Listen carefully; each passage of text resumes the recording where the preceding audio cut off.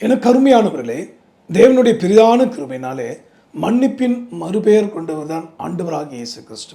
அந்த இயேசு கிறிஸ்துவின் அன்பை ருசித்திட இதோ அவர் நமக்கு தருகிற நல்ல ஆலோசனையை நாம் தேவனுடைய கிருபையினாலே அப்போஸ்தலர் நடவடிக்கையிலிருந்து நாம் தியானித்துக் கொண்டிருக்கிறோம். இதோ உங்களுடைய விடுதலைக்காக, ஆசீர்வாதத்துக்காக அப்போஸ்தலரின் புஸ்தகத்தில் 7ஆம் அதிகாரம் 60ஆம் வசனத்தை நம்ம வாசிக்க கேட்க போகிறோம். Acts chapter 7 verse 60. அவனோ முழங்கார் படியிட்டு, ஆண்டவரே, இவர்கள் மேல் இந்த பாவத்தை சுமத்தாதிரும் என்று மிகுந்த சத்தமிட்டு சொன்னான். இப்படி சொல்லி நித்திரை அடைந்தான். ஸ்தேவான் ஆண்டவரை நோக்கி வேண்டுதல் செய்தபோது அவனுடைய இறுதி நேரம் வந்தது. அந்த நேரம் அவன் சொன்ன, இந்த மனுஷன் மேல் இந்த பாவத்தை சுமத்தாதிரும் என்று மனதுருகி அவன் கண்ணீரோடு பிரார்த்திப்பதை நம்ம பார்க்குறோம். இதே ஜெபத்தை தான் இயேசு கிறிஸ்து சிலுவிலே தொங்கிக் கொண்டிருந்த நேரத்தில், பிதாவே, இவர்கள் செய்வது இன்னதென்று அறியாதிருக்கிறார்கள், இவர்களை மன்னியும் என்று மனதுருகி ஜெபம் செய்தார். பழி வாங்க வேண்டிய நேரத்தில் அல்லது சபிக்கப்பட்டு அழிந்து நாசமாய் போக வேண்டிய அந்த நேரத்தில் மனதார இயேசு கிறிஸ்து மன்னித்து மனுக்குலத்துக்காக, நம்மை போன்ற மனிதர்களுக்காக மனதுருகி ஜெபித்தார். ஒரு பழமொழி சொல்லுவாங்க, தாயை போல பிள்ளை, நூலை போல சேலை என்று சொல்வார்கள். அன்று இயேசு கிறிஸ்துவின் இரத்தத்தினால் மீட்கப்பட்ட, இயேசு கிறிஸ்துவால் அப்போஸ்தலனாக தேவனால் அபிஷேகப்பட்ட அல்லது ஒரு அருமையான டீக்கனாக பணியாற்றின கர்த்தருடைய நாமத்தை மகிமைப்படுத்துகிற அவருடைய அருமையான ஊழியக்காரனாகிய ஸ்தேவான் அவரை போலவே ஜெபித்தான். பார்த்தீங்களா? அப்படியே சொல்லுவாங்க, அப்பாவுக்கு தப்பாமல் இந்த பிள்ளை அப்படியே பிறந்திருக்குன்பாங்க. பிரியமானவர்களே, எவ்வளோ ஒரு பெரிய இரக்கத்தை அந்த நேரத்தில் இயேசு காண்பித்தாரோ, அதே போல ஸ்தேவானும் கூட, ஆண்டவரே, இவ்வளோ நேரம் உங்களுடைய அன்பையும் மனதுருக்கத்தையும் சத்தியத்தையும் சொன்ன என்னை இப்படி கொலை செய்கிறார்களே, நீ பார்த்து கொண்டு சுமாராதீரும், உங்களுடைய தூதர்களுடைய படையை அனுப்பி ஒரு வழி செய்யும் என்று வேண்டிக் கொண்டிருக்கலாம். ஆனால் அவர் இப்படி செய்யலை. ஏன்னா அவருக்குள்ளாக இயேசுவின் ரத்தம் போய் கொண்டு இருந்தது. அன்பானவர்களே, இன்றைக்கு நாம் சிந்திக்க போகிற இந்த நல்ல ஆலோசனையை நல்ல கவனமாக்கிருங்க. உங்களிடத்தில் நான் ஒரு கேள்வி கேட்குறேன். ஆதாமின் ரத்தம் உங்களுக்குள் போய் கொண்டிருக்கிறதா, அல்லது சிலுவிலே மனுக்குலத்துக்காக நமக்காக ரத்தம் சிந்தினாரே அந்த பரிசுத்தருடைய ரத்தம் நமக்குள் போய் கொண்டிருக்கிறதா? உன் ரத்தமே சுத்தம் செய்யுமே, உன் ரத்தமே என் பானமே, உன் ரத்தமே சுத்தம் செய்யுமே, உன் ரத்தமே என் பானமே. பிரியமானவர்களே, அந்த ரத்தத்தை தியானித்தபடியே இந்த செய்தியை கேட்டிங்கன்னா உங்களை கட்டி வைத்திருக்கிற அந்த நுகங்கள், போராட்டங்கள், விட முடியாதபடி இருக்கிற தீங்கு எல்லாம் கடிந்து கொண்டு விடுதலையாக்குவார். இன்னும் நல்ல ஆலோசனை கேட்போமா? இங்கே அவன் முழங்கால் பண்ணிக்கிட்டு அவன் ஜெபிக்கிறான். பழிவாங்க அல்ல, எங்கே தேவனுடைய கோபம் இந்த ஜனத்து மேல் இறங்கி நசுங்கிடுவார்களோ, அழிந்து விடுவார்களோ என்று ஒரு மன வேதனையோடு பிரார்த்தனை செய்கிறான். இதே போன்ற ஜெபத்தை பழைய ஏற்பாடு காலத்திலும் கர்த்தரை முகமுகமாய் தரிசித்ததான அருமையான அவருடைய தாசனாகிய மோசேயும் செய்தார். இது உங்கள் நலனுக்காக, உங்கள் புரிந்து கொள்வதற்காக நாம் படிக்க போகிறோம். எக்ஸோடஸ் சாப்டர் 32 verse 32, யாத்ரா புஸ்தகம் 32ஆம் அதிகாரம் 32ஆம் வசனம். ஆகிலும் தேவரீர் அவர்கள் பாவத்தை மன்னித்தருளீரானால் மன்னித்தருளும், இல்லாவிட்டால் நீர் எழுதின உம்முடைய புஸ்தக சுளிரிலிருந்து என் பேரை கிறுக்கி போடும் என்றான். மனதுருகி திறப்பல நின்ற மோசே கர்த்தருடைய கோபம் அந்த ஜனத்தை மேல் இறங்க இன்னும் சொற்பமான நிமிடங்களே இருந்தது. அப்படிப்பட்ட அக்கிரமத்தை விரும்பி செய்தார்கள். மோசேக்கு விரோதமாய் மாத்திரமல்ல, மோசே அவர்கள் தந்த சேனைகளின் கர்த்தருக்கு விரோதமாக. தன் தகப்பனுக்கு எதுனா பிள்ளைங்க பார்த்து சும்மா இருக்குமா? தன் பிள்ளைக்கு ஏதாவது ஒரு கஷ்டம்னா தகப்பன் பார்த்துட்டு சும்மா இருப்பார். அதனால தான் மோசேக்கு ஒரு வேதனைனா அது கர்த்தருக்கு வேதனை. கர்த்தருடைய உள்ளம் வேதனைப்படுமானால் அது மோசே தன் உள்ளத்தில் படுற வேதனையாக உணர்வார். இதுதாங்க ஒரு உண்மையாய் கர்த்தரால் அபிஷேகப்பட்ட ஒரு மனுஷனுக்கும் தேவனுக்குள்ள ஒரு உறவு. It is a relationship between God and the real called servant of God. உண்மையாக அழைக்கப்பட்ட தேவனுடைய மனுஷனுக்கும் அழைத்ததான தேவனுக்குள்ள உறவு எப்படி இருக்குன்னா, அவருடைய வேதனையை உணர்வான். இவனுக்கு ஒரு வேதனை, அவர் அதை உணர்ந்து செயல்படுவார். அப்படிப்பட்ட ராஜாதி ராஜா அந்த தேவனை நோக்கி கெஞ்சுகிறான், அப்பா இந்த ஜனத்தோடைய பாவத்தை நீ மன்னித்தருளானால் மன்னித்தருளும், இல்லாவிடில் ஜீவ புஸ்தகத்தில் அந்த புஸ்தகத்தில் என் பேரை கிறுக்கி போடும் என்று, எனக்கு அப்படிப்பட்ட மோட்ச வாழ்க்கை வேண்டாம், வந்த இந்த ஜனத்தோடு தான் வருவேன் என்று அன்றைக்கும் மோசே மனதுருகி வேண்டினார், ஸ்தேவானும் மனதுருகி வேண்டினார். இவங்க 2 பேருக்குள்ளேயும் செயல்பட்டது ஒரே ஆவியானவர். நல்லா தெரிந்து கொள்ளுங்க, if you really fill with the holy spirit, where there is a spirit of God there is a liberty. பைபிளில் சொல்லப்பட்டிருக்கு இல்லையா, ஆவியானவர் எங்கே அங்கே விடுதலை உண்டு, உனக்குள்ளே கர்த்தருடைய ஆவியானவர் இருப்பது உண்மையானால், உண்மையாகவே நீ கிறிஸ்துவின் ஆவி பெற்றவனாக இருப்பாயானால் அந்த கிறிஸ்துவின் சாயல் வரணுமே, திவ்ய கனிகள் வெளிப்படணுமே. Do you know about the fruits of Holy Spirit? பரிசுத்தாவினுடைய கனியை குறித்து நீங்கள் கேள்விப்பட்டிருக்கீங்களா?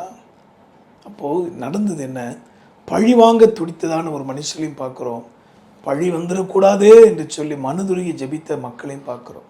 உங்களுடைய நலனுக்காக இப்பொழுதும் கூட நான் சொன்ன அந்த செய்தி தொடங்கும் போது, ஆதாமின் ரத்தம் உங்களுக்குள்ள ஓடுதா அல்லது இயேசு கிறிஸ்துவ ரத்தம் உங்கள் சரீரத்துக்குள்ளாக கடந்து வந்திருக்கா, சிந்தித்து பார்க்க போகிறோம்.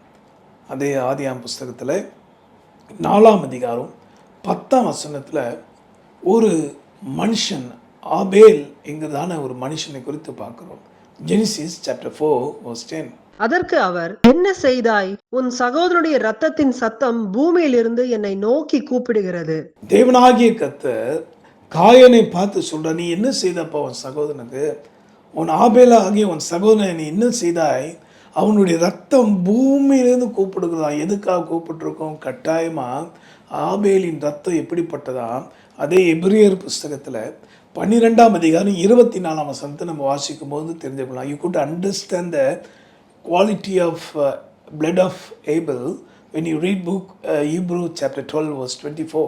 புது உடன்படிக்கையின் மத்தியஸ்தராகிய இயேசுவின் இடத்திற்கும் ஆபேலினுடைய ரத்தம் பேசினதை பார்க்கிலும் உண்மையானவைகளை பேசுகிற ரத்தமாகிய தெளிக்கப்படும் ரத்தத்தினிடத்திற்கு வந்து சேர்ந்தீர்கள்.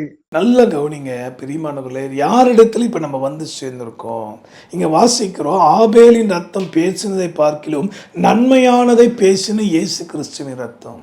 ஆபேலின் ரத்தம் பழி வாங்க துடித்தது. உன் சகோதரன் எங்கே? பூமியிலேருந்து அவனுடைய ரத்தம் என்னை நோக்கி கூப்பிடுறான். என்ன அர்த்தம்? அப்பாவியாக என்ன, கபடமற்ற என்ன, ஆண்டவரே அநியாயமா என் சகோதரன் காயின் கொலை செய்தானே, நீர் கேட்க மாட்டீரா?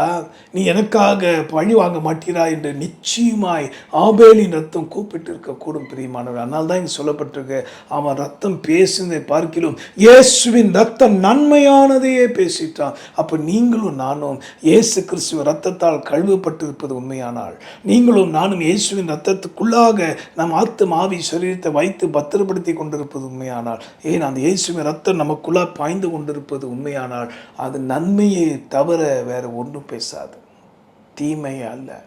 இன்னைக்கு தேசத்தின் அழிவிலிருந்து மக்கள் வெளியிட பெற வேண்டும், ரட்சிக்கப்பட வேண்டும். எத்தனையோ ஆட்சியாளர்கள் இந்தியாவில் வந்தால் என்ன, எந்த தேசத்தில் வந்தால் என்ன, அவர்களுக்காக இயேசு ரத்தம் சிந்திருக்கிறாரே, அவர்களுக்காக ஜெபிக்க மறக்காதீர்கள் என்று என்னுடைய சொற்பொழிவில் கர்த்தருடைய வார்த்தையை பல இடங்களில், பல தேசங்களில், பல இடத்துல, பல மீடியா மூலமாக வெளிப்படுத்தின காலங்களெல்லாம் நீங்கள் பார்த்துருக்கலாம். யோசிப்பாங்க, கிறிஸ்தவர்களை கொலை செய்கிற இவர்களுக்காக ஜெபிக்கணும், கிறிஸ்தவர்களுக்கு விரோதமாக சட்டங்களை கொண்டு வருகிற இவர்களுக்காக ஜெபிக்கணும், மிஷினரிகளை போட்டு நசுக்கிற இவர்களுக்காக ஜெபிக்கணும் என்று பலர் பலவிதமாக யோசித்திருக்கிற இந்த காலகட்டங்களில் பிரியமானவர்களே, ஆபேலின் ரத்தம் பேசுவதை பார்க்க நன்மையானதை பேசுங்க. அந்த ரத்தம் ஸ்தேவானுக்குள் போனபடினால்தான் அவன் ஜெபிக்கிறான், இயேசுவே இவர்கள் மேல் இந்த பாவத்தை சுமத்தாதீரும் என்று சொல்லி தன் ஜீவனை கர்த்தருக்காக இரத்த சாட்சியாக மறித்தான். பிரியமானவர்களே, சிந்தித்து மனம் திரும்புவோம். பழி வாங்குதல் கர்த்தருக்குரியது. இன்றைக்கு நம்முடைய இருதயத்தை நேராக்கி, இன்னைக்கு தேவன் தந்ததான இந்த நல் வார்த்தை, இந்த நல்ல ஆலோசனைப்படி நடப்போமா?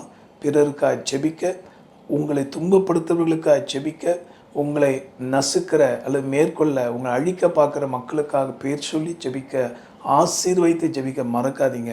Please examine your self. உங்களை நீங்கள் பரிசோதித்து கொள்ளுங்கள்.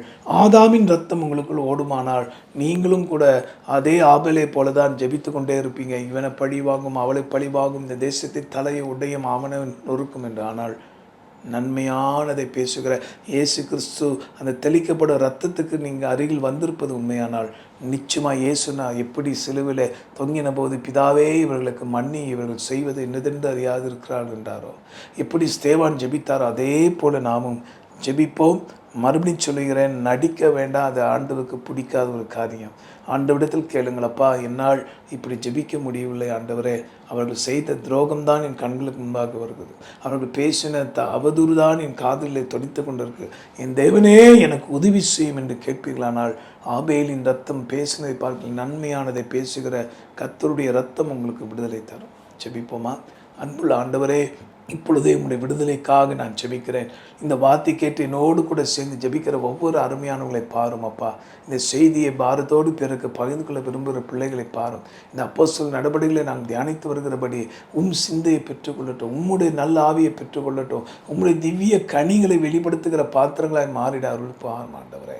இயேசுவின் நாமத்தினாலே ஆபேலை போல பழிவாங்க துடிக்காதபடி இயேசு கிறிஸ்துவை போல அன்று அவருடைய பின்பற்றின அவருடைய சீஷன் ஸ்தேவானை போல பிறருடைய பாவத்தை கர்த்தர் மன்னித்தருள வேண்டுமே, அவர்கள் மீட்கப்பட வேண்டுமே, அவர்கள் மேலே நியாய தீர்ப்பு வந்துவிடக்கூடாதே என்று சொல்லி மனதுருகி ஜெபிக்கிற மோசையை போல என் பெயரே போனால் பரவாயில்ல, நான் பரலோகத்து வரவான்ட்டேன் ஆண்டவரே, வரதை பார்க்கிறேன், இந்த ஜனத்தோடு தான் நான் வருவேன் என்று மன்றாடி நான் அப்பா கதறினானே, அப்படியாக இறுக பிடித்து கொண்டு ஜெபிக்கிற கிருபை தாரும்.